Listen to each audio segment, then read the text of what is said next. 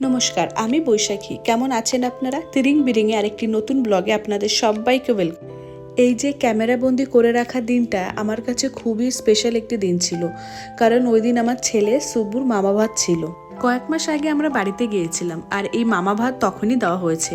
মা বলছে আর কবে আসবি, তা আমরা এখনই দিয়ে দিই। তাই বললাম ঠিক আছে, দিয়ে দাও। তো দুই ভাই, মা, পিসি আর ঠাকুমা মিলে মামা ভাতটা দিয়েছিল। আর এই যে এটা হচ্ছে আমার কাকুর ছেলে, ও সব থেকে বেশি ভালো মামা ভাত খাইয়েছিল চুব্বুকে। তারপর আমরা নিজেরা খাওয়া দাওয়া করে সন্ধ্যাবেলায় চলে গেছিলাম একটা মেলায়। আমাদের ওখানে খুবই বিখ্যাত একটি মেলা হয়, মিষ্টির মেলা।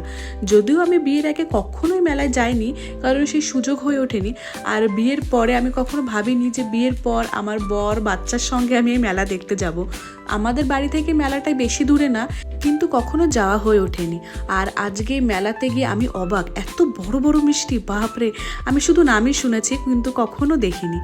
আর বিয়ের পর মেলা বলতে, যখন আমরা দুর্গাপুজোতে বাড়ি যেতাম, তো বাড়িতে গিয়ে যে দুর্গা ঠাকুর দেখতে গিয়ে যেসব মেলাগুলো বসতো, সেই সব মেলা দেখেছি। এমনি যে আলাদাভাবে যে গরমকালে বা শীতকালে যে একটা মেলা বসে, সেই মেলাটা কিন্তু আমি বিয়ের পর ওইসব আর দেখার সুযোগই হয়নি। বিয়ের আগে তো প্রচুর দেখেছি।